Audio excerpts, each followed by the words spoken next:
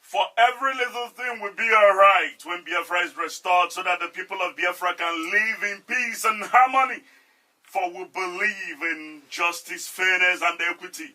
My name is Leo, and we're back again to complete our conversation today. And I have so many people with me here in the studio. And we thank the people of Hong Kong African Association for their wonderful support to the indigenous people of Biafra. And we also thank the indigenous people of Biafra under the leadership of Mazen Nandikano the Great. And today is a very wonderful day. And the conversation today is so hot that I feel like I'm sleeping in the studio today. And Mazi, you were telling us something. Oh, should I go to Mazi Bijak? Okay, Mazi Chigozie, can you chip in and tell us more? How was it? As in, what's the difference? How can we compare the people of Biafra, the life that you heard from your ancestors, from our ancestors, that the Biafran people were living long before colonial era, and now that we are living under Nigeria? Tell me the difference. Tell me your experience. Tell me what you think. Actually, thank you, Mr. Moderator. You know, Biafra will still remain a puzzle, a phenomenon, a school of thought to the present-day students of history. Because these are the people that the war was told they didn't have any history. But I could still remember, and as far back as 1845 to 1848, we had Presbyterian Church in Biafra land. After the King of England then had sent emissary for a business deal.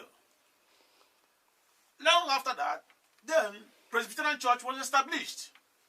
And if you still go down to Calabar today, you will still see the relics, the monument of that same building still in existence today.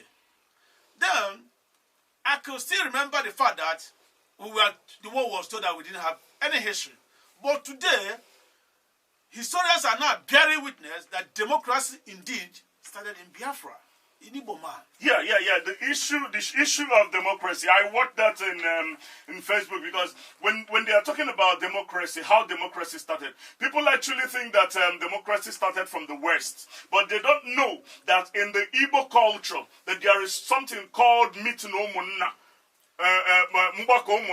This Mbako Umunna comprised of the heads of every family in the village coming together. There is nobody that will make decision for anybody. Everybody have to make their own contribution. Am I right? Yeah, Can you comment more on that? Let me comment. You know, and this is one of the reasons that accounted for why it took the British more than 31 years to overrun the Biafrans. Because it was not as it was in Biafra that it was in other regions of Nigeria. Because other regions of Nigeria then, it took them highest 9 months. But it only took the British 31 good years to do what? To overrun the Biafrans. Which means we have a very unique system of government. Clan by clan, region by region, tribe by tribe. Not as it is in this tribe, that is also in the other tribe. And it is also a thing of joy that historians also have now attested to the fact that even the first constitution of the world of today started also in Biafra land, in the land of an Igbo man. Let me help you there. Can Mazi Chimezie, can you talk about there is this way of writing long before the existence of England that is called Nsibidi. The writing of the Biafran people, the way that the Igbo people used to write, long before English was invented. Yeah. Can you comment on that, please? Yeah, thank you, Mr. Moderator. Thank you for bringing us back to the memory lane. Biafrans, as we know, we have our own common language, common way of writing, or common language where we communicate and we talk to each other, which we call Nsibidi. It's a kind of it's a kind of sign language. Sign language. It's a kind of sign language. If you want to compare Nsibidi, you can only compare it with Ethiopian language. Yes, or hieroglyphics. Or hieroglyphics. Yeah. That is what is similar to what we call in CBD, and you can only get it from Biafran people. But what happened in the ancient time? But what happened to the CBD? Why is it not being used today? How come nobody knows about CBD? We can only find it in Wikipedia and Google today. Well, that is a suppression of history of a certain people, which we are talking about right now, because the civilization came and they tried to suppress a lot of things about Biafra, tried to hide so many histories of Biafran people, their way of life, their belief, and everything. They want to sweep it under the carpet so that people will not know about Biafran people. But thank God, by the grace of Chukwu Ekababa, we are restoring Biafra, and Biafra is here to stay, so that the world will know that there's a hidden treasure in Biafran land. Thank you so much, Mazi Chimezie. You are really, the way you make your analysis is very inspiring. Mazi Solomon, please, can you, as we are almost running out of time, but I need you to make some kind of contribution. What do you have to say about what were the question, what we are discussing? There's something my grandfather, I learned from my grandfather when he was alive. He said that the life of Biafra, full of equal right and justice. Okay. Be a brother's keeper. Means Oyagana one year in Igbo land. Yeah. So I'm trying to understand from him why that language. He said in every kisman, every family, that's why whenever they kill goat or cow, they will share the meat by head. Everybody must have the share of the meat. Must they kill it. So that's why you try to tell us whatever you are doing or whenever you are going, don't forget your brother. So it shows us the meaning of equal right and justice. Whenever you're eating, don't forget your brother. And that's why how we are living, we Biafra living today. That's the language. I love that. As we are going, we are really Mazio Bijaku, can you make some contribution as closing remark before we round up? Is there anything you would like to contribute? Thank you, Mr. Moderator. As you just asked me this question, something came into my mind as we are talking about this history of Biafrans. We should also please remind the world that please we need freedom. Because this thing is touching me as we are talking, as we are explaining all this is now. Yeah, more like a reminder, the life that we had long before colonial era. Yeah, we need freedom so that we can go back to our roots. And then live freely. All this is that we have just explained here. Yeah. So we need freedom. Let the world help us to take this news to every nook and corner, to the UN, to the world powers, so that they can give us Biafra. We need Biafra. We are tired of Nigeria. This is just what came to my mind. I just need to remind. Thank you very much, Mr. Thank you so much, Master Bijaku. Today we have done justice to this particular issue. And I thank you all for being here. I thank you all for listening. By this time next week, please don't touch that dial. Stay with us, and by next week we will discuss more on the issue of the forgotten African country, Biafra. Thank you so much, my good people of Hong Kong, and have a very nice day. Thank you.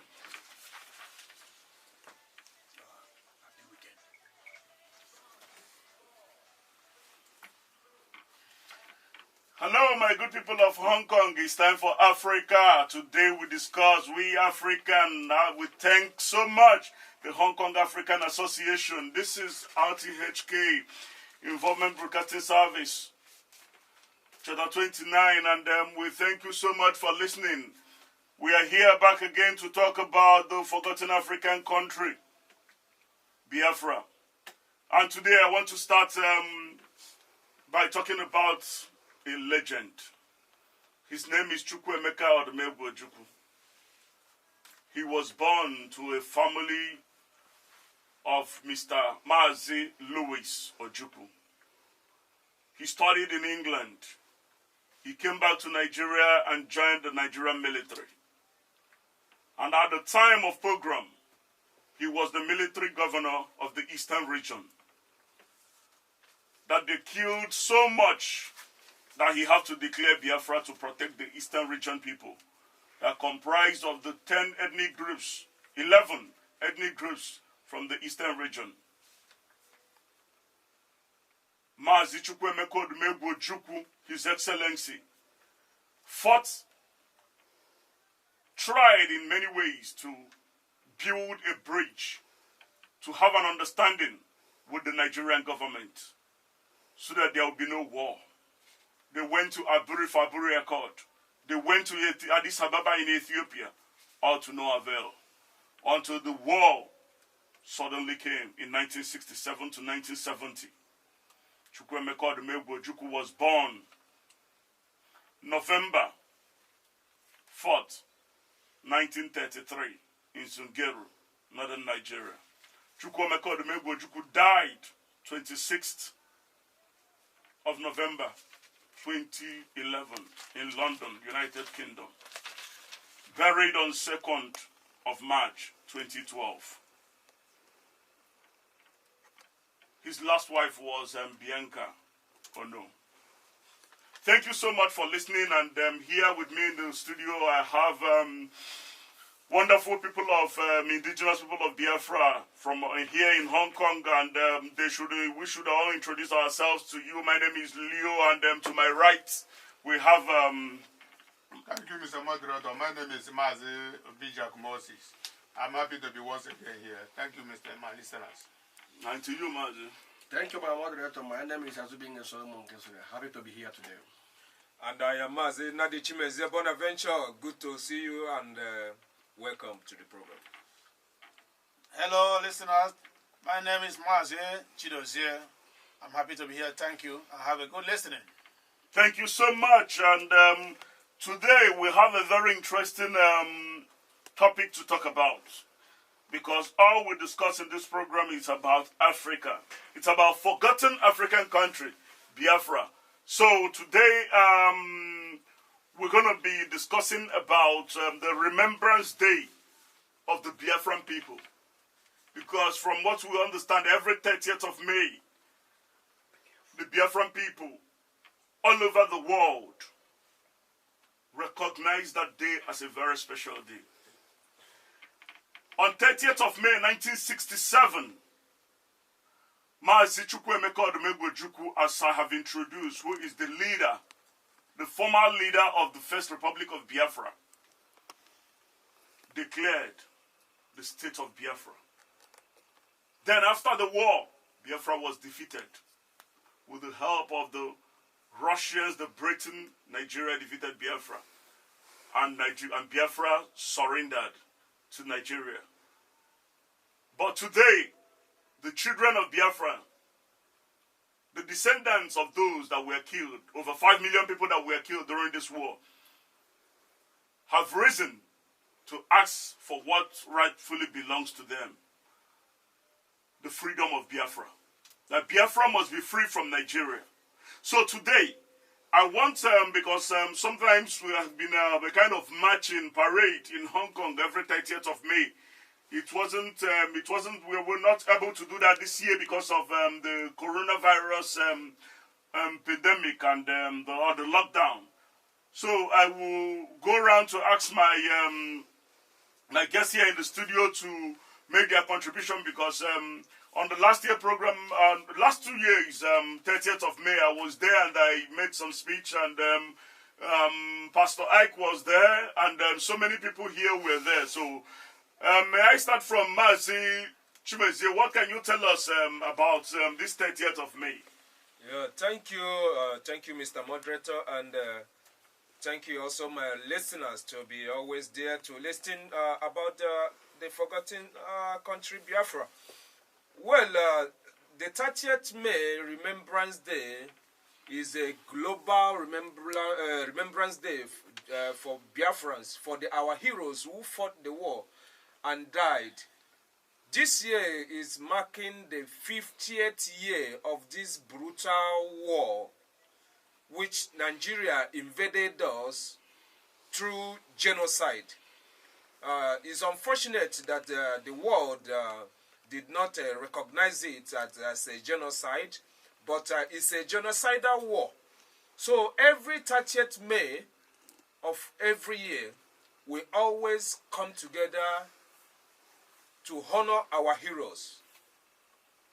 Pray for them, light the candles, lay canafat, and also share our history with other people who are also our guests, so that they can understand our flights and this struggle to restore this state of Biafra, because it is in our mind that we must restore this. Thank you so much, Mazi Chimezie. Mazi Chimezie, what contribution can you make, because you are one of the organizers of 2 years. For years now, you are one of the organizers of this particular 30th of May in Hong Kong. Yeah, actually, you are right, you know. The first 30th May anniversary here in Hong Kong was held in 2014, and globally, 30th May anniversary was first organized by the indigenous people of Biafra, led by Mazi Nnamdi Kanu, after almost close to 40-something years of Biafran war. And just like late General Philip Effiong won the then federal government to treat these Biafrans very well, the surrendering Biafrans, or else the children of these returning soldiers will rise up one day to demand for their right. And almost 50 years after that prediction or that warning, what we are seeing today is what, according to type, the children that the war couldn't consume have risen up to demand for restoration of Biafra. Thank you so much, Mazi Chimezie. This issue of 30th of May, I would like to know, Mazi Obijaku, you have participated in this particular 30th of May, the rallies and all that. What can you tell us about the issue of 30th of May? Thank you, Mr. Moderator. That 30th of May is a day never to be forgotten in life. It's a day that even anytime Biafra comes, it has to be every memorial day for every day, every time for the Biafrans. I have participated, and as at last when I was opening the prayer, I looked at the pictures of the portrayed belly of the children that were under the kwashiorkor sickness. Malnutrition sickness. I was crying. I was crying and making that speech because it's too painful to witness. Because you witnessed the war. You were there in 30th of May 1967 when the war was taking place. I witnessed it. And up till now, because of the subjection and because of the sufferings we went through, we are still going through the same thing up till now. That is why you still see us talking about Biafra. Had it been, like my brother rightly said, that they treated the Biafrans well, they said it's a victory, it's a war of no victor, no vanquish. It's a lie. There was a victor, there is a vanquish. Because the punishment and everything is still going on today. And that was the people of Southeast are still militarized. Go to the Southeast, you will still military as if we are fighting war.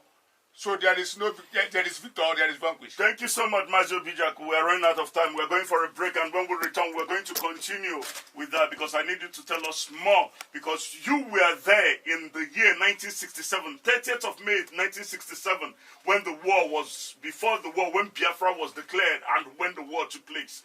So, thank you, our listeners, my good people of Hong Kong. Don't touch that dial.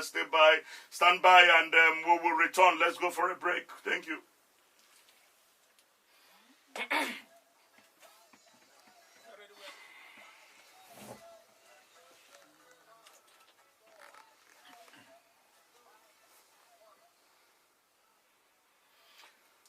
Yeah, we're back. Thank you so much, my good people of Hong Kong. This is RTHK, Community Involvement Broadcasting Service, and my name is Leo. This is Chapter 29. Thank you so much, the Hong Kong African Association, and thanks so much to the indigenous people of Biafra in Hong Kong. And this particular conversation is all about the 30th of May of the Biafran people, the day that the Biafra as a republic was declared in 1967. Why are the Biafran people still honor that day till today, all over the world, in more than 100 countries in the world, you see them marching and carrying their placards and letting the world know about Biafra. And today, as we come back now, I'm going to go to Mr. Solomon. Mr. Solomon, what can you tell me? Because I've seen you in this particular march in Hong Kong. You've been part of this particular 30th of May. What can you tell me about 30th of May? Yeah, thank you, my moderator. I want to talk about this 30th May. In the whole world, we are celebrating Valentine's Day. And I believe maybe one or two stories, one person or two person, that the whole world has celebrated. But I'm trying to understand why we cannot celebrate 5 to 6 million dead people that exist in this earth, slaughtered in different forms. Some die by hunger. Hunger, yeah. Over 1 million children died of starvation. Women was cut with their pregnant, pull out their baby from their womb and smash it. Very horrible. So why the world cannot make a day to mourn these people? 6 million people. Why is the world keeping quiet? Why the world are keeping quiet for this genocidal war? So I love the Mr. Mazen and the Kano to provide this day. The idea of 30th of May, yes, for us to use this day to honor these people. Exactly, exactly. It's a very wonderful idea. Yeah. Because you cannot tell me the Jews of Israel lost 6 million people in the Holocaust. The Rwanda and the Tutsi and Hutu genocide in Rwanda still honor their people. They still remember their people till tomorrow. Why is it that the world or the people of Nigeria choose to sweep the death of 5 million Biafrans under the carpet, that they don't no single monument? But the indigenous people of Biafra have succeeded in building a monument for the dead Biafrans, and every 30th of May they are being remembered. Mazi Chimezie, what can you have any contribution to make? You were talking before I cut you off. Yeah, actually, it's an irony that in Nigeria today, 15th January of every year, they remember their Heroes Day. And it's quite unfortunate that amongst these people that were being remembered in every 15th of January every year in Nigeria are people that, under normal circumstances, are war criminals. Terrorists. People like Yakubu Gowon. Imagine a war that recorded up to 5 million deaths. Mostly civilians, children and women. It's genocide. Over 1 million died of starvation. Second to none to Jewish Holocaust. But why is it that the world is not talking? So to us, whenever Nigeria is remembering their foreign soldiers on 15th of every year, 15th January of every year, it pricks our heart, it pricks our imagination that most of these guys are people that are supposed to be court-martialed, supposed to be brought to a court of justice and tried as war criminals. They raped women, they bombed women, they killed women, children, even unarmed civilians. Still, Nigerian government is recognizing some of them as their fallen heroes. While in actual fact, they were the people that were neck deep into the genocidal warfare that killed up to not less than 3.5 million Biafrans. How about somebody like Awolowo? What's his name? Awolowo, who suggested that hunger is a weapon of war that starved over 1 million children. Awolowo, unfortunately, was the only civilian personality in that military government. And he was the guy that suggested that starvation is part of warfare. It's a weapon of war. A weapon of warfare. And unfortunately again, Awolowo was still somebody, a personality, a leader that had an agreement with our then leader, Colonel Emeka Ojukwu, to declare Oduduwa, while we declare Biafra. He released him in the prison with this gentleman agreement. Awolowo, unfortunately, betrayed the trust, betrayed the gentleman agreement. He was released on that part of gentleman agreement from prison. Now went to Nigerian side, became part and parcel of that government, and also suggested one of the most heinous and grievous weapon of warfare against the same people that helped to release him from prison. And the worst part of it is that even after the war, I will also issued out a policy that denied an average Igbo man all his wealth, all his bank deposit in the bank, and was given £20, regardless of how much you had in the bank. That was the worst genocide, that was the worst atrocity, that was the worst inhuman treatment against their fellow human beings. 50 cents. So why shouldn't you can I come in, please? I don't understand the issue. I thought like in the last program, Mazio Bijaku said that they said that there was no victor, no vanquish. If there are no victor and there are no vanquish, on what ground was Awolowo able to make that decision to seize all the money that Biafrans had in the bank? Because from what I understand, Biafran people were traders, they were ministry positions of government, more like they were doing very well, and they had a lot of money in the bank, and but this whole money was seized because I think it was on that process. Nigeria was using pounds, right? It was on that process that the money was changed into naira. And they decided that they're only going to give Biafrans who are returning back to Nigeria after that war £20.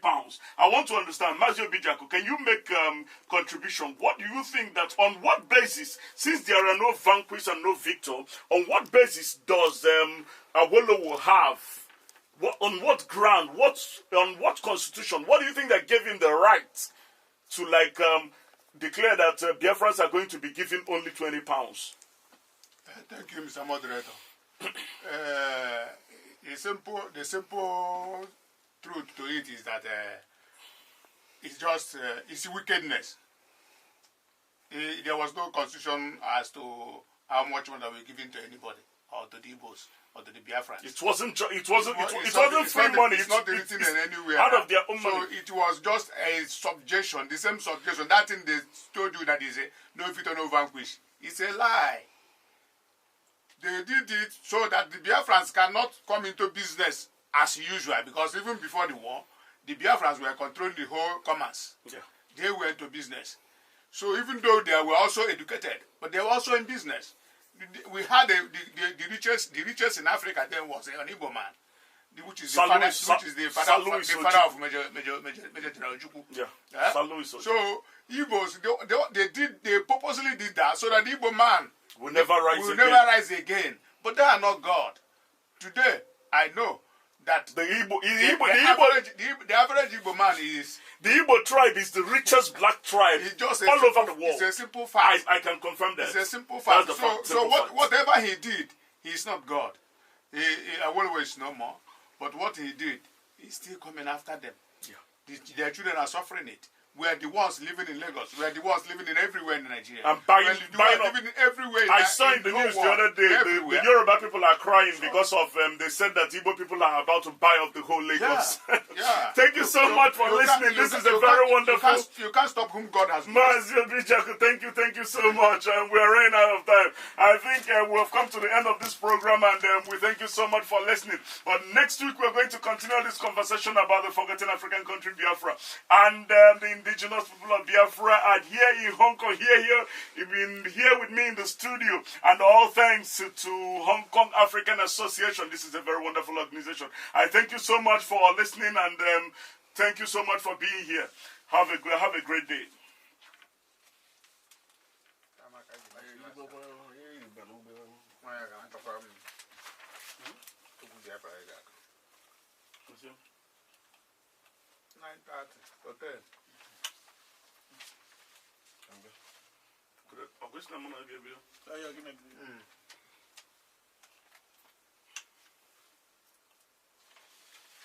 Ready when you're ready. How many minutes? Testing. Within a fashion. 2 minutes. Yes. New episode now. New episode. Okay. Testing 1, 2. Testing 1, 2, 3. Testing 1, 2, 3. Testing 1, 2, 3. Testing the mic 1, 2, 3. Yeah, episode 11. All right. Testing 1, 2, 3. It's 11. Testing 1, 2, 3.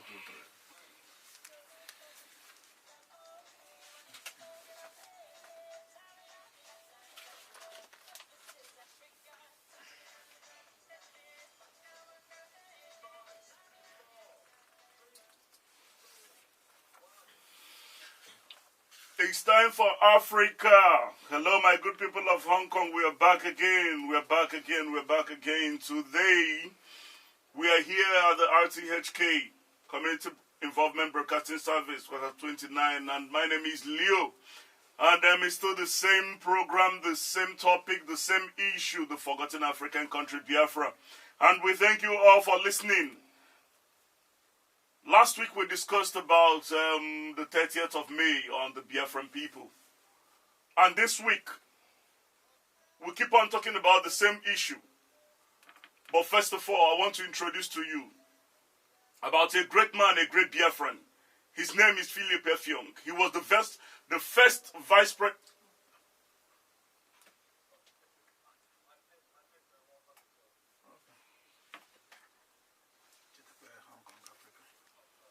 Should we have to start afresh? Do I have time to go out 1 second and come back? It's okay? No. He said he pressed the wrong button. It could be technical problem. I'm just gonna take a battery and that's it. Okay. Okay. So, start afresh? Yes, start first. Very good.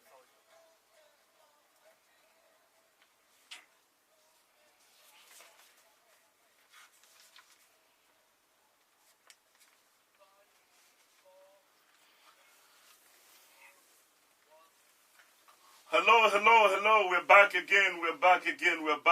This is the movement of the people of Biafra. This is the movement of the indigenous people of Biafra. This is RTHK, Involvement Broadcasting Service, chapter 29, and my name is Leo. We are still here to discuss, and as we keep discussing the forgotten African country, Biafra. All thanks to Hong Kong African Association. These are wonderful people. We can't thank them enough. And we also thank the indigenous people of Biafra for being here under the leadership of Mazen Nandikano.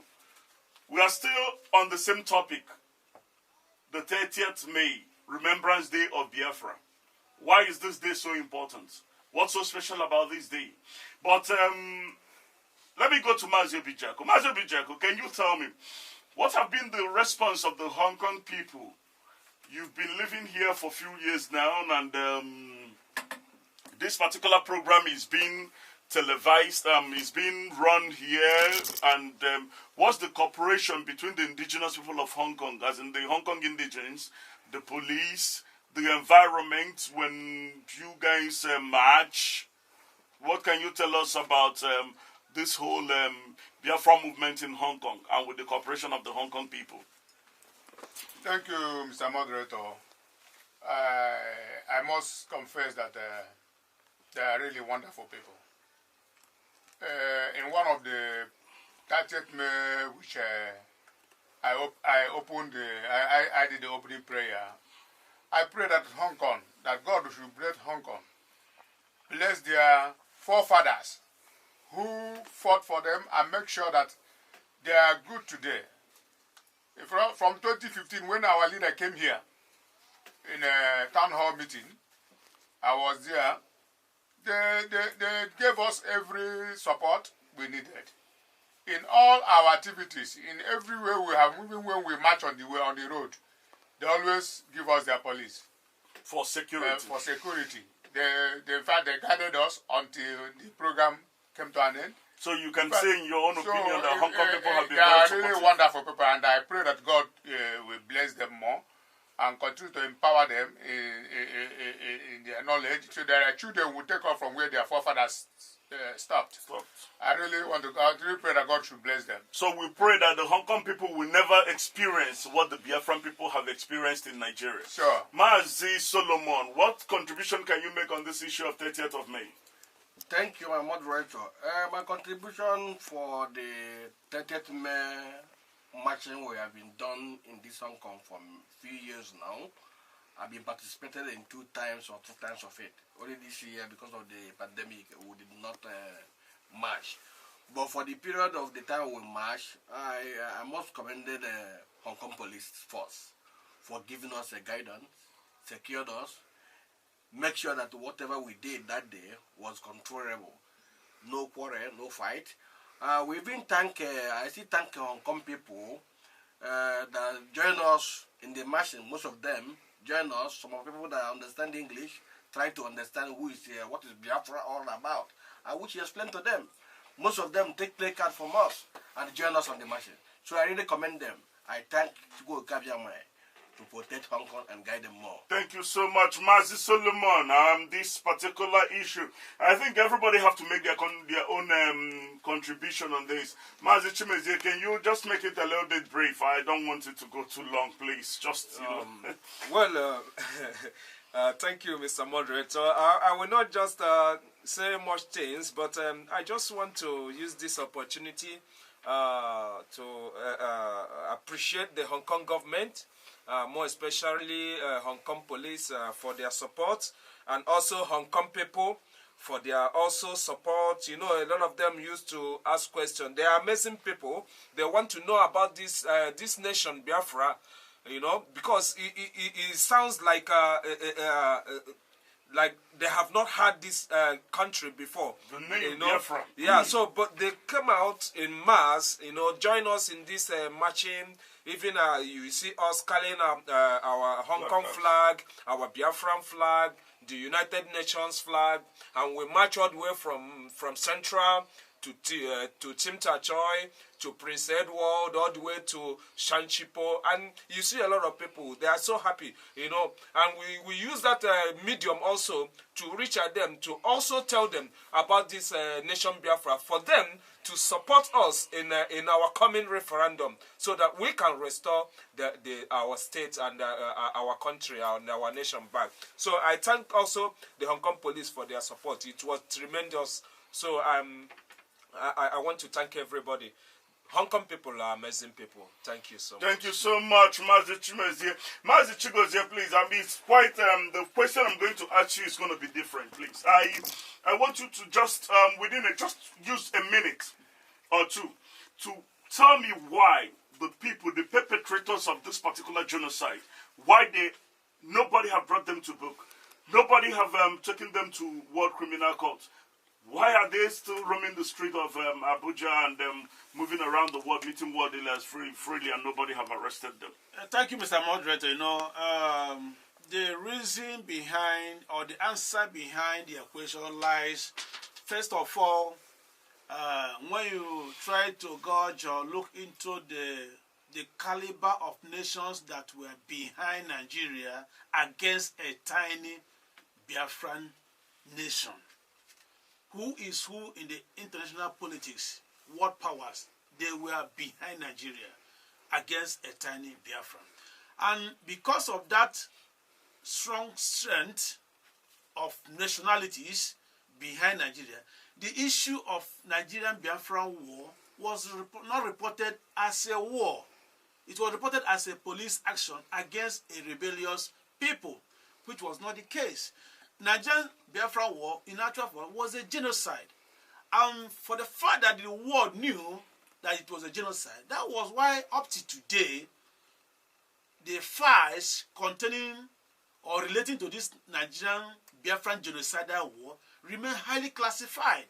Why must it be classified? If you go to the London Archive today, you will see, you will be very, very much amazed to see that most of these files are classified up to some 100 years, some 150 years. Why? By them, from common analysis of common understanding, just to make room for those who heavily are neck deep into this genocidal warfare to have died peacefully.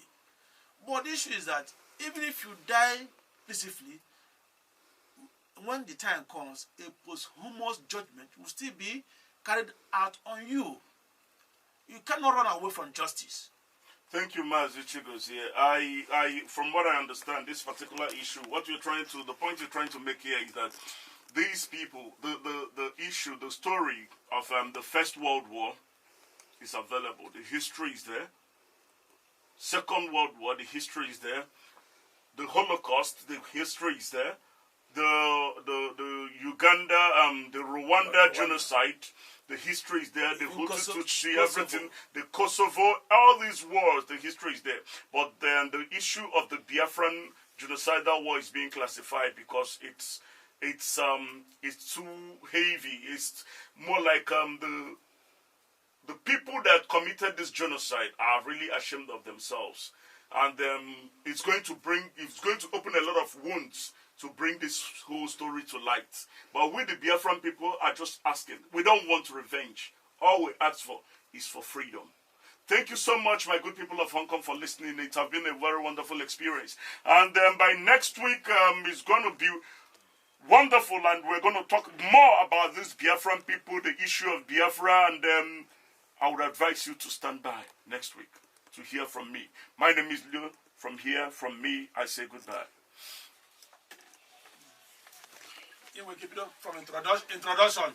You say to Aga, from Okima. Introduction, give me. Hello, my good people of Hong Kong. We're back again. We're back again. This is RTHK, Involvement Broadcasting Service.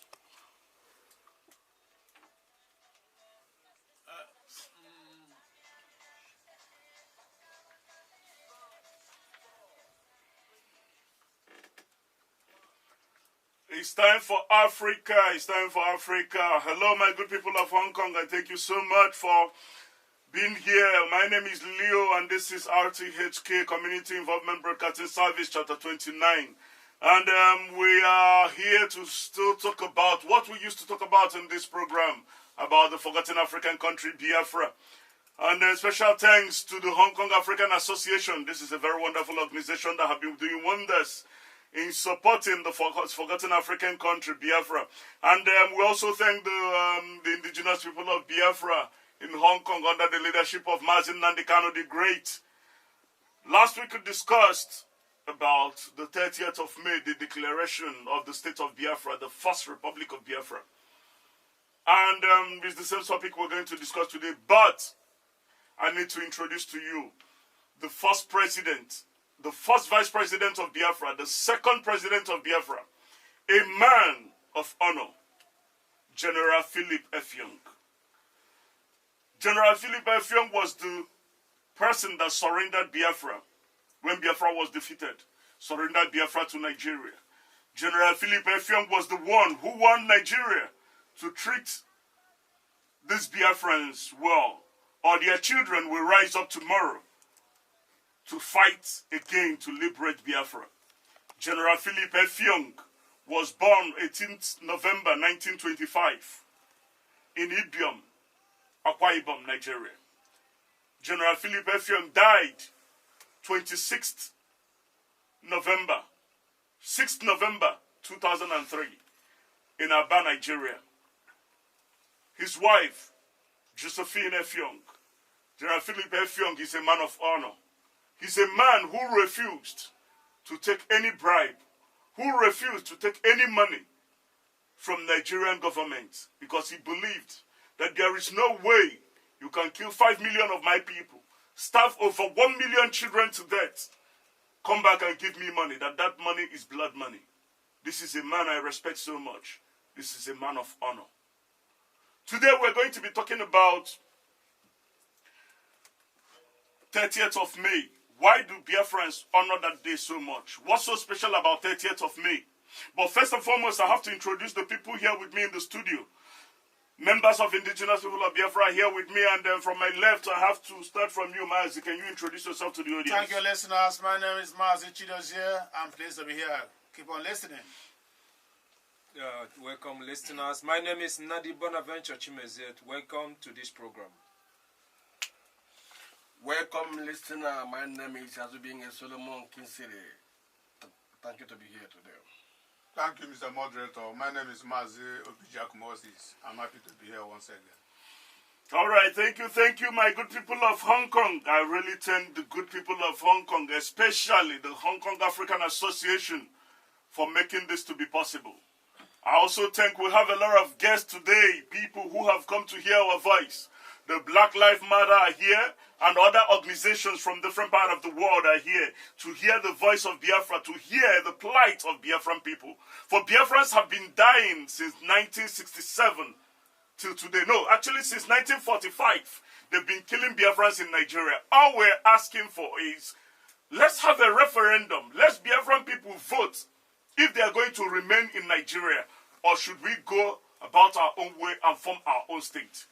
Biafra have existed from 1967 to 1970 as a model republic. The Biafran people have existed for thousands of years, long before the colonial masters arrived.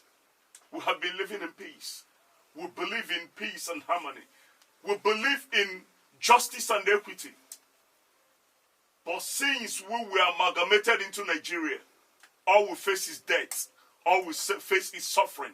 All we face is police brutality, military brutality, extrajudicial killing from the state's government.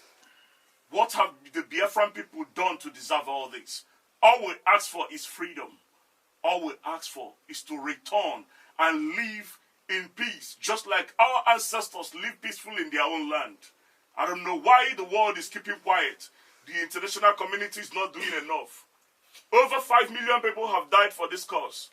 How long will it take for the black life to start to matter in Nigeria? For black life to matter, for Igbo life, for Biafran life to matter to the people of this world? We want the world to hear our voice.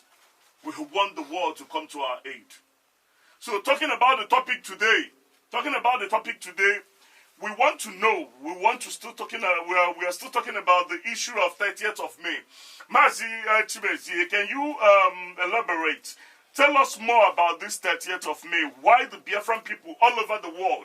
Last time they were in Washington, they were before the year. Okay, no, this year was there was coronavirus, so people couldn't march. But as of 2016, 15, 17, 14, all these years, I was part of it. I witnessed it. I made speech here in Hong Kong. There was a time I was in Thailand. It was the same thing.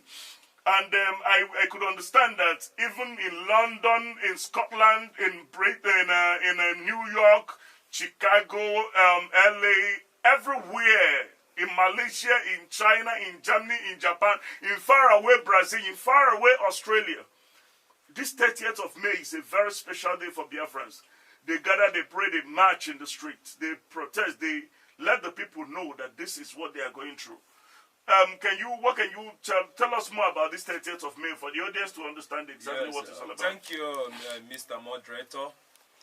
I must start by saying that Biafran's 30th May Remembrance Day has become a global issue. It has become a global day, which every Biafran in the four corners of the earth remembers their fallen heroes.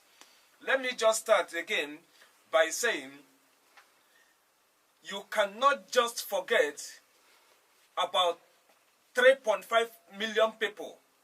You cannot forget about 2 million children who were starved because of a hypocrisy of a failed justice from a failed nation like Nigeria.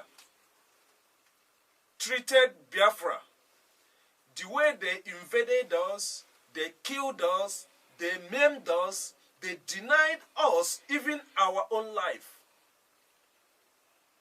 Children falling down, dying like flies because they are malnourished. They can't find food to eat. People like Colonel Joe Achizia, he was a commander of a battalion that dealt with Nigerian soldiers in a single ambush and killed 1,000 soldiers and destroyed them. So people like that, we cannot forget them because they fought for us that we might live. And that is why we are living, and that is why we are remembering them every 30th May. It has become a global thing because if you go to Washington, to Canada, to everywhere you can name about, because Biafrans are scattered all over the world. Thank you so much, Mr. Thank you so much, Mazi Chimezie. Yeah, this is it's a very wonderful thing. Like you are going back to the memory lane.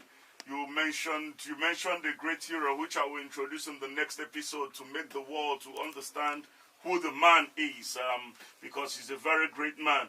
But before we round up, because we need to go for a break, we're running out of time. Mazi Chigozie, can you, is there any contribution you can make about this issue of 30th? Actually, just in a jiffy, I just want to make a little contribution before we go on a break. You know, in my own adage, my little language, you say we cannot beat a child and still prevent that child from crying. That's the issue of life.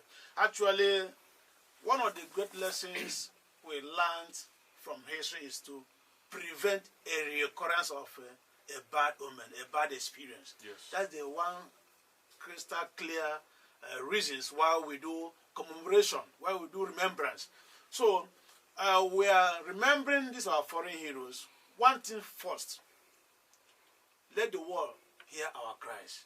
That there was and still a high-level injustice being played against us and still persisting till today. The Biafran, the Igbos Biafran remained the most consistently persecuted tribe in the whole world. It's high time the world come and hear us out. Thank you so much, Mazi Chigozie.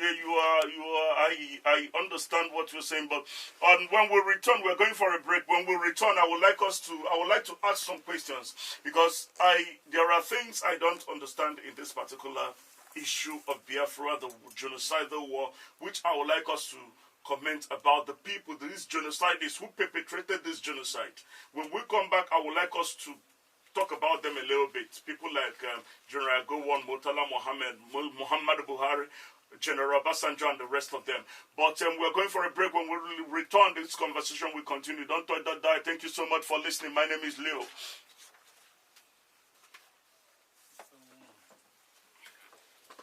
It's time for Africa. Hello, my good people of Hong Kong. My name is Leo, and we are here at the RTHK, Community Involvement Broadcasting Service, Quarter 29. And special thanks to the Hong Kong African Association.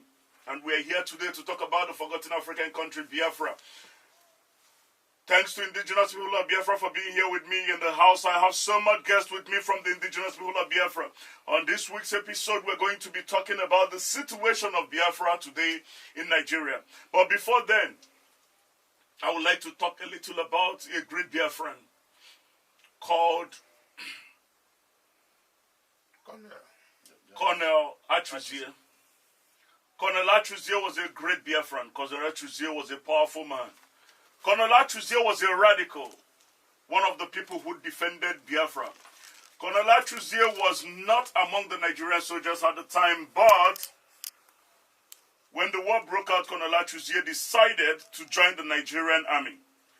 Colonel Atruzie led the greatest ambush against the Nigerian soldiers that were coming into Onitsha to slaughter Biafrans. Colonel Atruzie led this ambush at Abagana. This ambush succeeded in destroying 110 tankers from the Nigerian military that was coming into Biafra land to set Biafrans ablaze. Colonel Atruzie was a great Biafran. He lived and died in Biafra land. He was a great man. So today we're going to be discussing, first and foremost, I have to introduce the people we have with me in the studio.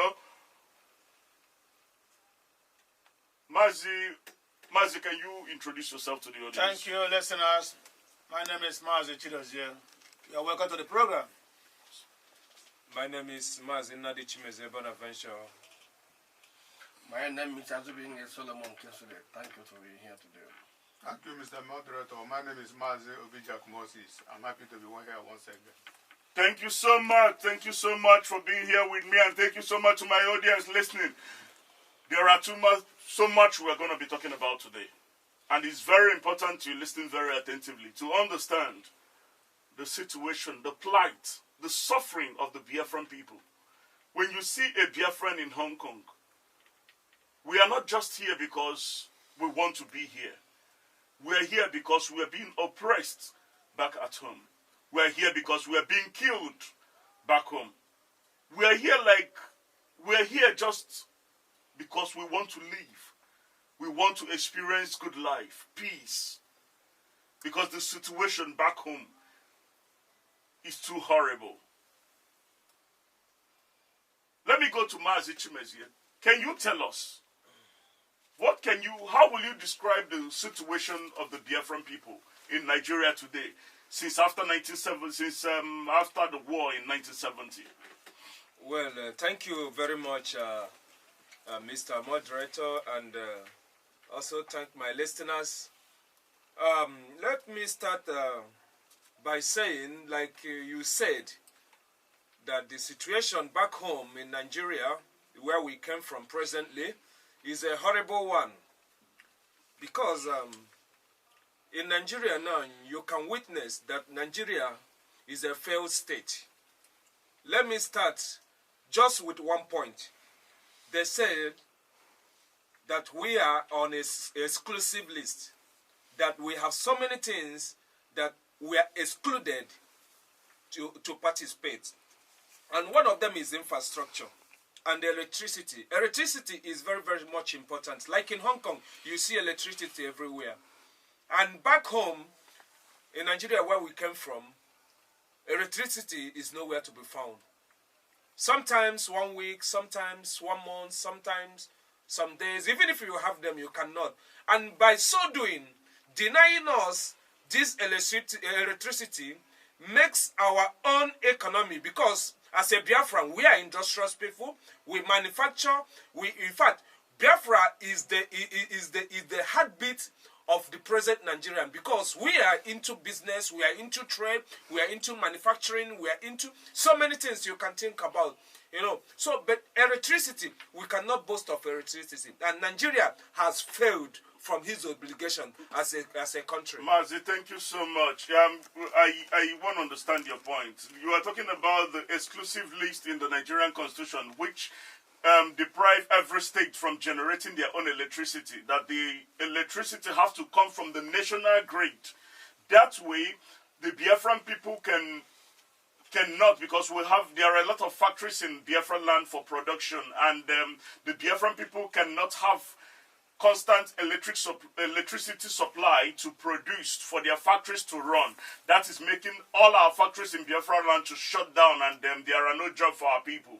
But on the other hand, I would like to hear from Mazi Chigozie. Mazi Chigozie, on what contribution can you make on the situation of the Biafran people today in Nigeria? Just take your time, because we'll still have more. Even next week, we're going to be talking about the same topic, because it's very long. Actually, Mr. Moderator, this issue of the present circumstances in Nigeria, true to type, is playing out according to how late Philip Effiong prophesied when he was handing over on 15th January 1970.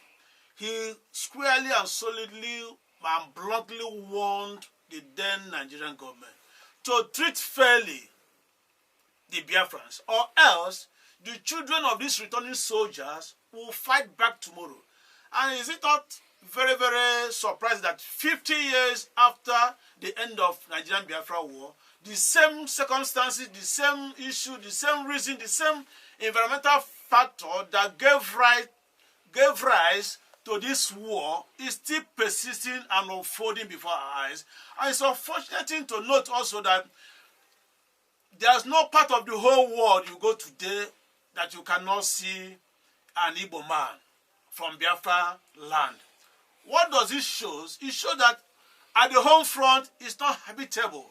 It's not encouraging. It's not actually, there's nothing to write home about that makes people to run away from their native land. From their homeland. From their homeland. Then where there is that accolade that says, home sweet home.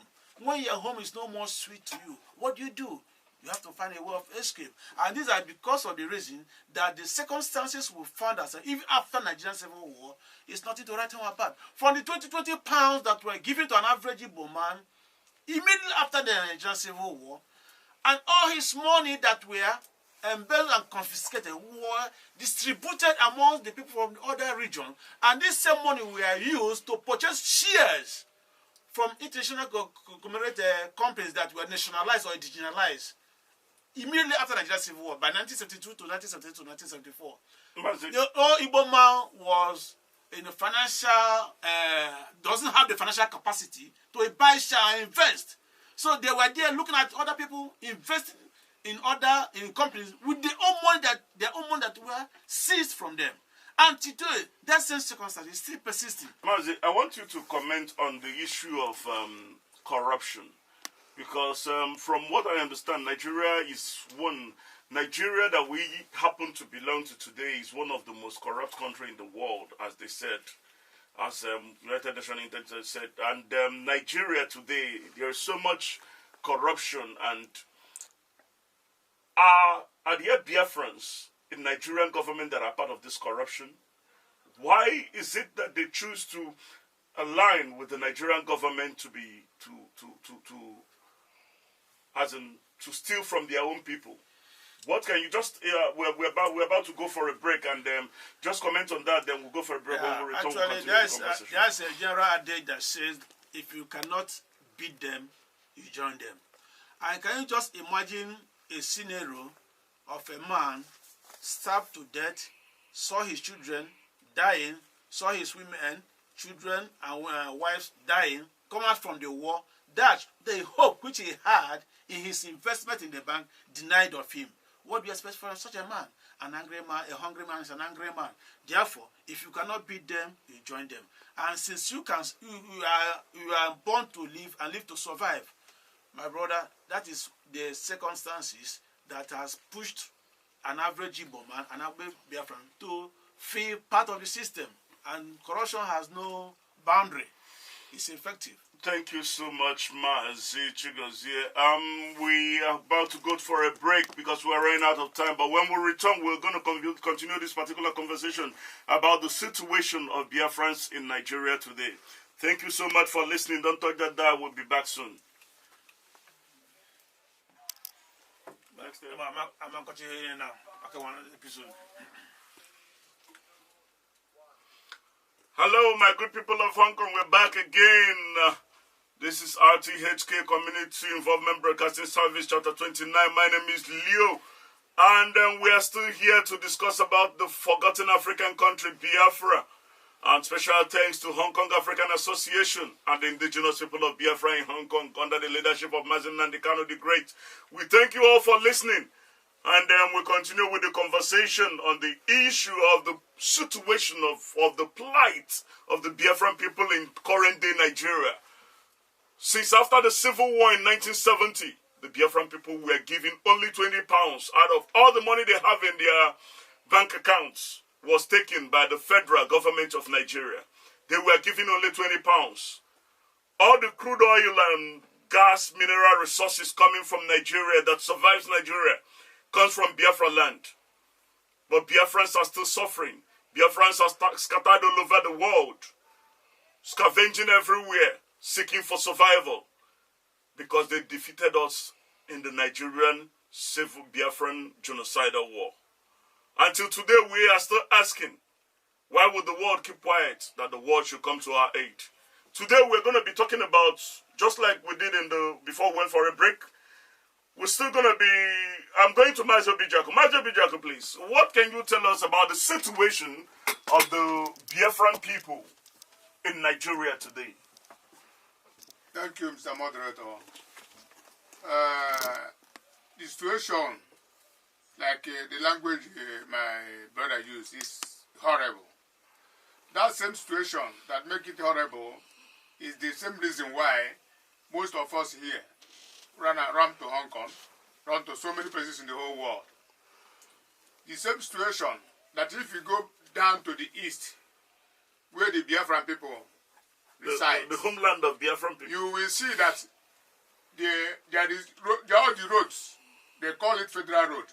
They make a law that no state government will handle any of the federal roads. So all the roads are thereby making it impossible for big lorries or maybe trucks to bring in goods, because all the places we bring in goods is outside the Igbo land, outside the Biafran land, because they also make it impossible for all the seaports in the eastern region not to function. Exactly. We have three seaports, namely Calabar Seaport, Onne Seaport, Warri Seaport. There are seaports in the eastern region, but no one is functioning. Why did they shut it down? It's just because of the same subjection. the same wickedness to make things not to work in the eastern region, to make that the situation on ground is horrible. How many international airports do they have in the eastern region, which is the Biafra area, Biafran territory? And how many of them is working today? Well, they say they give us Port Harcourt International Airport, and then Enugu has been shut down for some time now, about almost 6 or 7 months now. It's not functioning.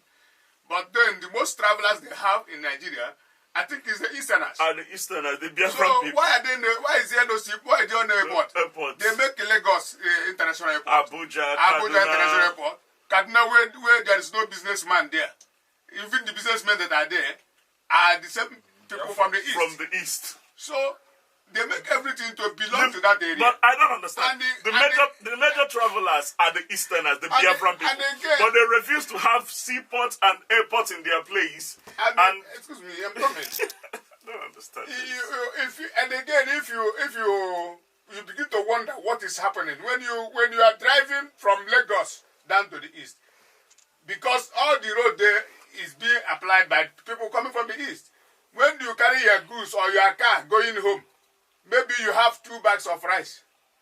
You want to maybe give to some other people that doesn't have in the village. The custom man that is on the road will tell you imported the rice. There are customs along the way. You will see an Air Force officer on the road stopping you, asking you, how did you get this rice? You will see a Navy officer that's supposed to be really funny on the road asking you, how do you get this rice? So you can see the subjection, the suffering is so much to the Easterners. This is why everywhere. I just have to cut you short, please. This particular, I think the next episode we're still going to be discussing about this same issue, because this is very funny. As funny as it sounds, this is real. It's not a joke. It's heartbreaking story when you find a navy that's supposed to be in the sea, standing on the road, extorting money from innocent citizens. When you find an Air Force man that's supposed to be walking in the air is with a gun standing on the road extorting money from the Biafran people. This is heartbreaking. But as we are here, Mazi Solomon, what contribution can you make on this issue of the situation of the Biafran people in Nigeria today? Yeah, thank you, my moderator. I have 1 or 2 things to ship in there. What I want to ship in there, when you're talking about 40 pounds, I want to bring issue of this 40 pounds. This 40 pounds in equivalent of 50 cents of Hong Kong. $20 Hong Kong dollar. That's what it is then. You give to a full grown man that have a lot of thousands of dollars in the bank to survive. And after then, since after the war, we have been experienced from the same people claim they are born to rule. In my side, Biafra land is where you see a little primary school boy have a little scissors on his pocket. Police will arrest him and charge him possession of a weapon. When in their own side of northern side, who claim to be a born to rule, we have AK-47. You're talking about a civilian with AK-47. The Fulani headsmen. And they will not be arrested by the police. But in my own Biafra land, you will see a primary school boy. A little boy. A little boy have a little scissors, maybe for his handwork or whatever. Police will arrest him, charge him for possession of weapon to squash money from his family. But on the other side? On the other side, nobody will touch them.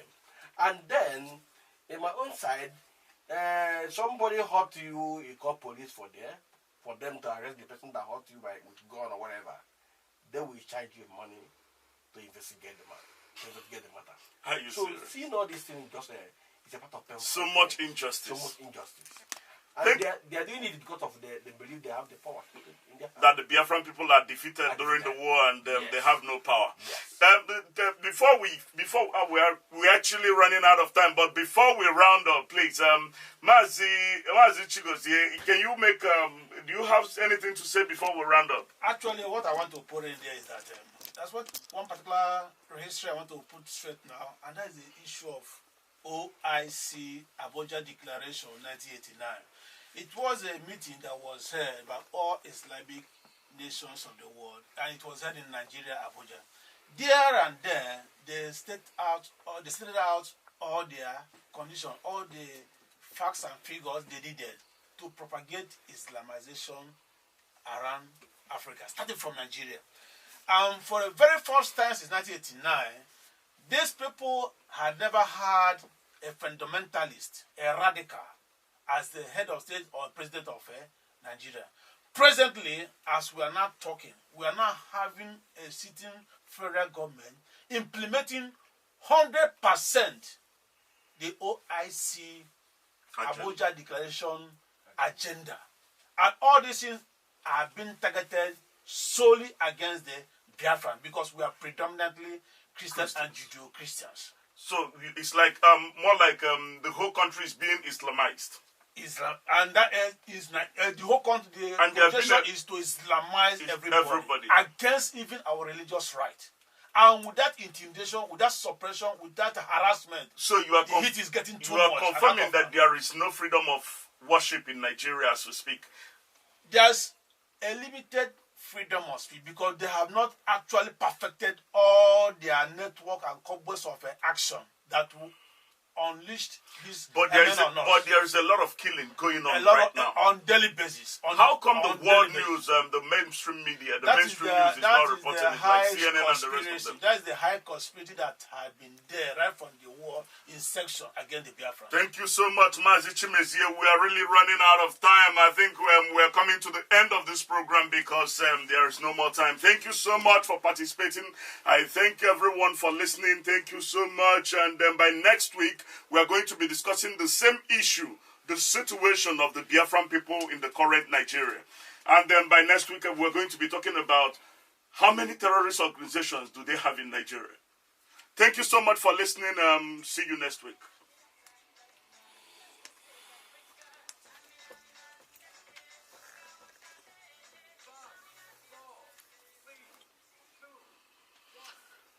Yeah, hello, my people of Hong Kong. It's time for Africa. Today we're here at the RTHK Community Involvement Broadcasting Service, quarter 29. My name is Leo, and special thanks to Hong Kong African Association and to the indigenous people of Biafra in Hong Kong under the leadership of Mazi Nnamdi Kanu the Great.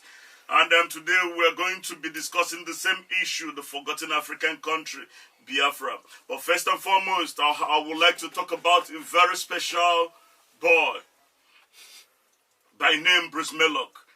He's a student of Columbia University. He was born in 1949 to 1969. Bruce Mellock set himself on fire 29th of May 1969 in protest for the genocidal war being committed upon the Biafran people. Because Bruce Mellock tried to write, he wrote to the United Nations, he wrote to every government of the world, but they chose to keep quiet, and there was atrocity going on in Biafra land. So Bruce Mellock decided to set himself on fire on the 29th of May,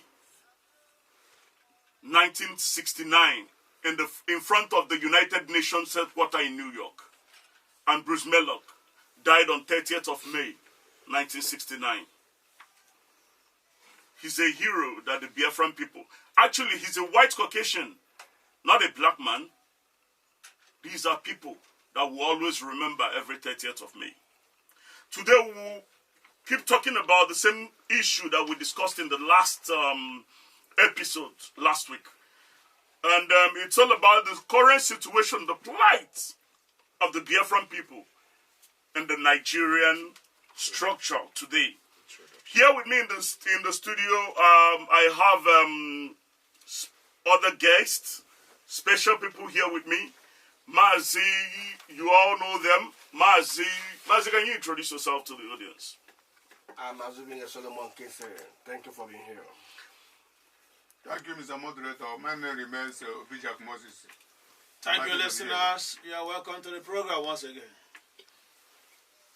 My name is Nnamdi Chimezie Bonaventure. Welcome to this program. All right, thank you. So, today is still the issue of the situation of Biafrans. These Biafran people, it's not only the Igbos, because a lot of people, when they talk about Biafra, people think Biafra is just the Igbos. No, there are other 11 ethnic groups. Some of them identify themselves as Igbo, but they are not really Igbo. But these people, we are one people. We share the same common value. We have similar things in our tradition and culture. And these are the same people suffering this particular humiliation, killing, raping, intimidation, suppression, economic emasculation in present-day Nigeria. So I would like to go to Mazi Chimezie. Mazi Chimezie, please. Can you tell me a little bit, because we don't have much time in this particular program, please. Make it very short. Yeah, thank you, Mr. Moderator.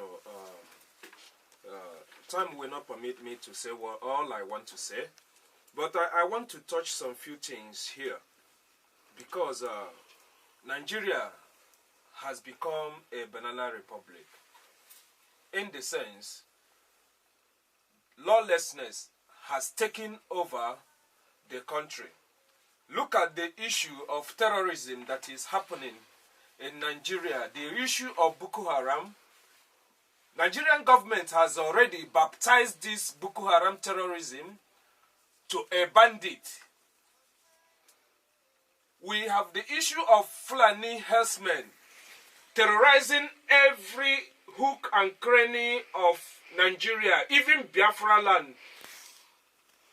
And they have refused to tag them as a terrorist group. But the world has known, the world know that these are the fourth most, in fact, the most deadliest terrorist organization in the whole world. And Nigerian government are condoning these people, pampering them, giving them VIP treatment, empowering them with taxpayers' money to go and slaughter people.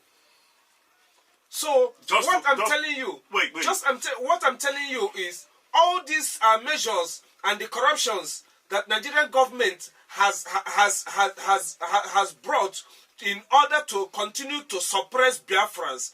But I thank God that Biafrans are rising and the children of Biafrans are coming up to take over Biafra. Thank you, Mazi. Thank you, Mazi. This particular issue of terrorism that you just raised, I want to talk about that. I don't understand. How many terrorist groups, Mazi Chigozie, I would like you to help me in this issue.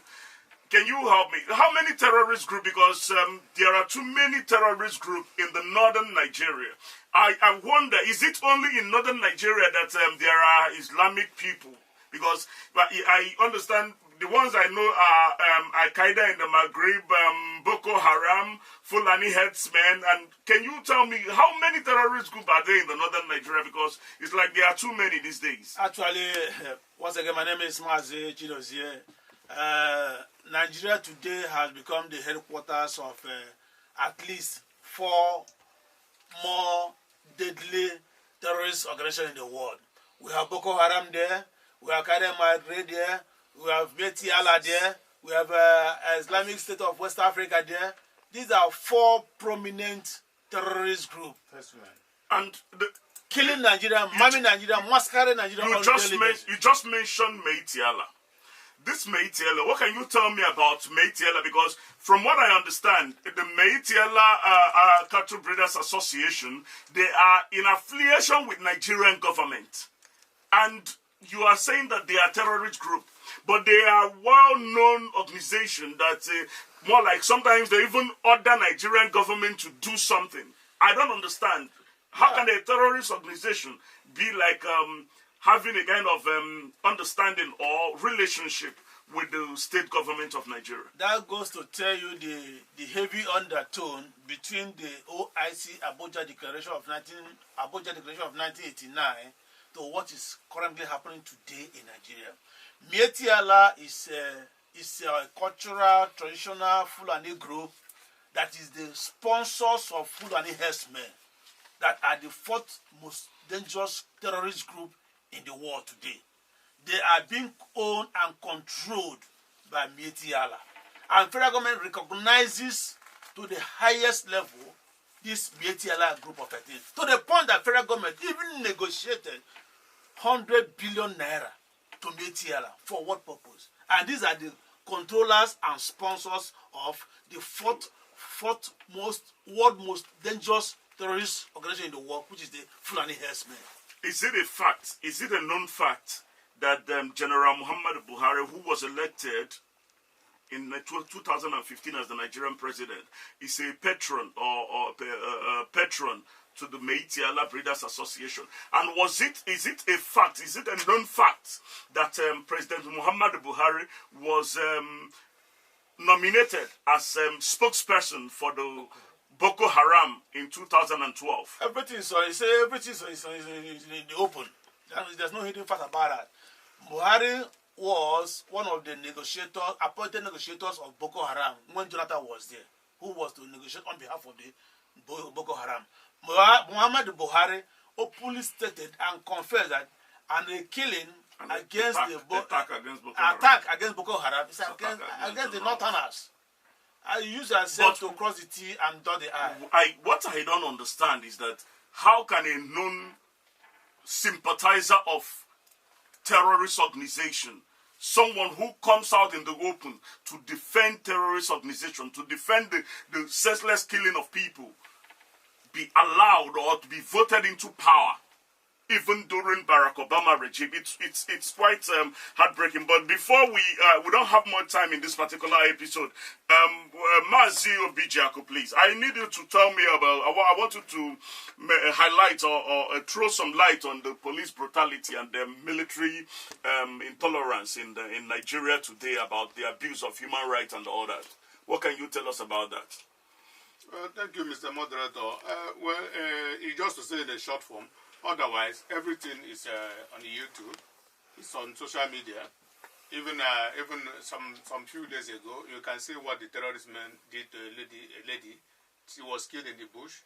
All her parts. Body parts. What cut into pieces? Yes, I saw that on Facebook. It's still trending on Facebook even as I'm talking now. Yeah. So, and when all these things are happening, the policemen who are on the road collecting money, let me say collecting money. Yeah.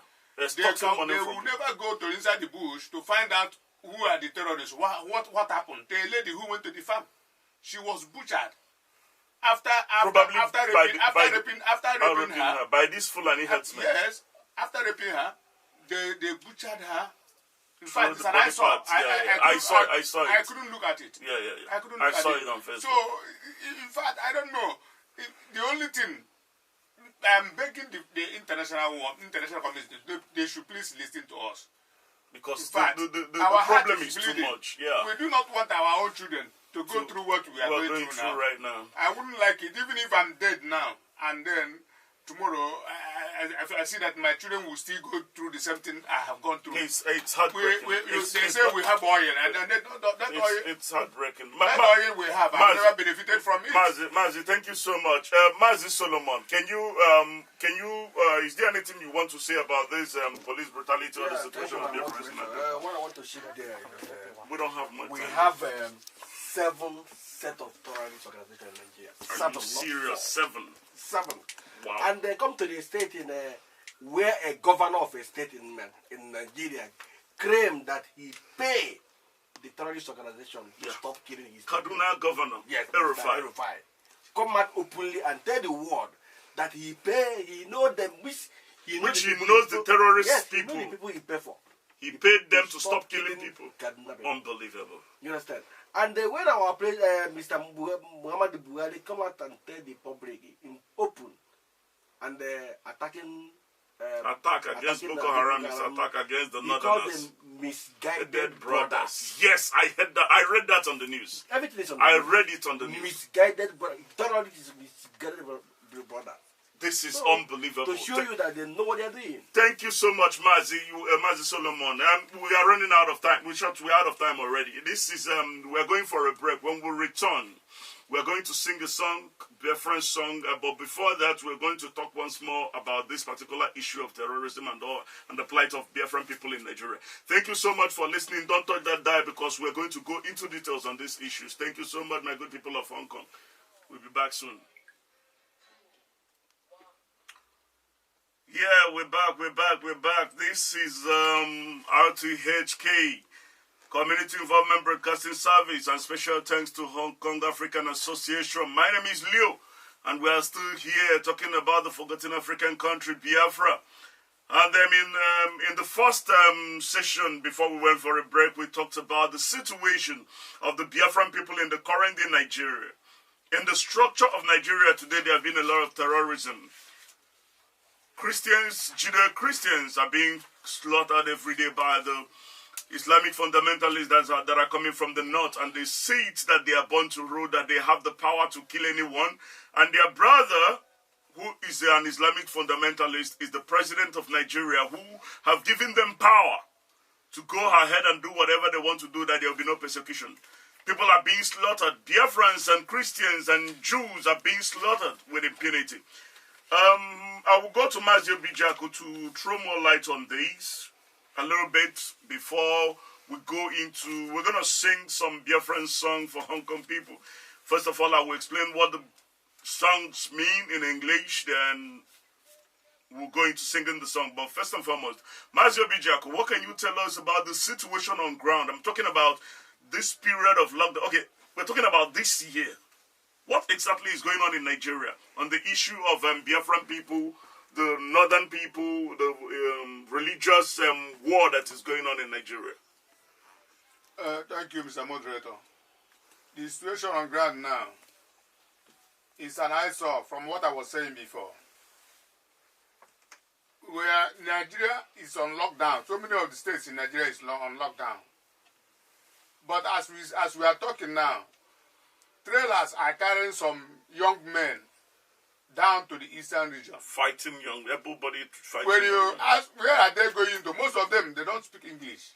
They don't even speak Hausa. Which means they are not Which Nigerians. means there are foreign missionaries that are bringing down to From the east, Chad, showing that Mali, and the there is plan to wipe away to wipe the out Easterners, the Igbos. So during this lockdown, when you see more than 200 people loaded in a trailer going down to the east, what are you going there to do? Nothing.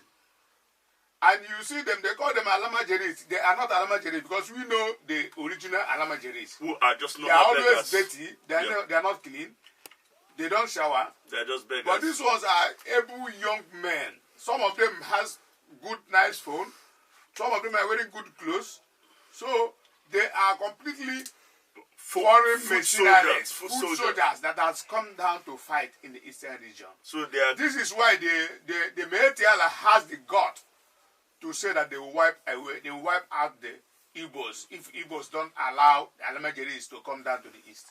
They said it is on record. So it's more like the genocide of 1967 This is is about what to they are repeat planning. itself. This is what they are planning to do, and the military and the government is 100% in support of what Backing they are them doing. up. They are not anywhere they try to kill, like what happened some 2 days ago, 2 days ago that is still trending on Facebook.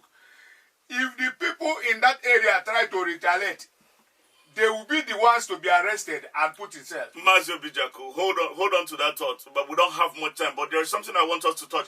Mazi Chimezie, can you tell me some Boko Haram members are being rehabilitated according to the Nigerian government and recruited into the Nigerian military? Where in the world is this happening? How can somebody who is a terrorist be arrested and reintegrated into the military? I don't understand this thing going on in Nigeria. That is actually an irony in its ramification, in its total ramification. How can a federal government, a responsible federal government that spent billions of naira fighting terrorists or terrorism, after apprehending, arresting the so-called suspects, now, considering the fact that human resources have been wasted, financial resources have been wasted, human lives have been wasted, then you still have the God, the morality, to say that you have rehabilitated a terrorist and released them in the society. No fact checks. It's an abomination. It's an injustice. I want to understand. It's an injustice. I want to understand one. Let me touch one thing before we go into introduction of the songs that we're going to sing. How many Fulani headsmen or how many Meitiela members who have been going about the whole country with their cattle, slaughtering, killing people with AK-47, how many of them have been arrested or persecuted? How many of them are in prison? Can anyone tell me, Mazio Bijak, or who? Can anybody say anything about that? Is there anything? Just two seconds, please. Well, it is something that we cannot talk about. But now, I must tell you that Nigerian government has also supported these people. They have not arrested any single member of this Miati Allah presently, but they can release 500 members of Boko Haram arrested by the past government of Goodluck Jonathan. In one single day, they released 500 Boko Haram suspected This members. is unbelievable. And reintegrated them into the Nigerian military. This is very unbelievable. It's quite unfortunate that we have run out of time, actually.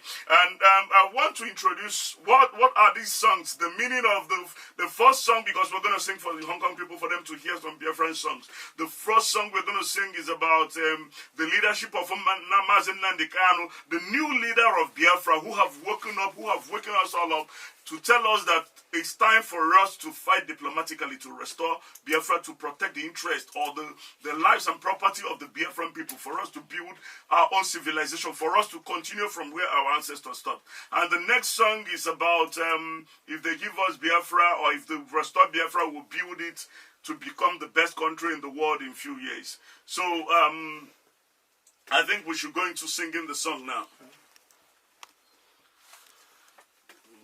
Holy, holy, holy, Nandekano is another Savior. Holy, holy, holy, holy, holy, Nandekano is another Savior. Holy, holy, holy, holy, holy, Nandekano is another Savior. From one tito gaye me ya korima. Enya Biafra one tito ge. Enya Biafra one tito gaye me ya kadubai. Enya Biafra one tito ge. Ejim na biko na biko. Enya Biafra one tito ge. Ejim na biko na.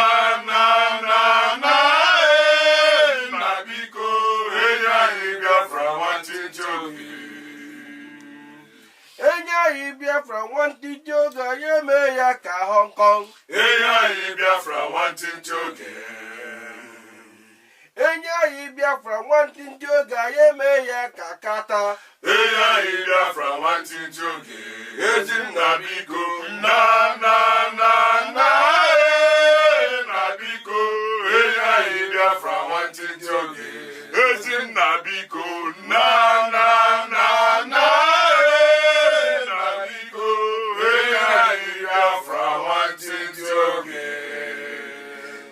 Thank you so much, my good people of Hong Kong. This has been a very wonderful program from the episode 1 to episode 13. We have come to the end of this program. We thank the Hong Kong people. We thank the Black Lives Matters. We thank every RTHK. We thank the Hong Kong African Association. We thank everyone, the indigenous people of Biafra. We greet you all. We love you all. As a closing remark, I would like all the audience, all the people I have in the studio to greet and thank everyone. Starting from you, Mazi. Hello, Hong Kong listeners. We thank you. We thank the Hong Kong African Association for giving us this opportunity to air our views, evangelize and sensitize the Hong Kong community to see what we are saying. It's a very memorable time being with you, talking about Biafra, the forgotten African country. We're highly blessed. God bless Hong Kong. God bless Biafra. God bless everybody. Thank you.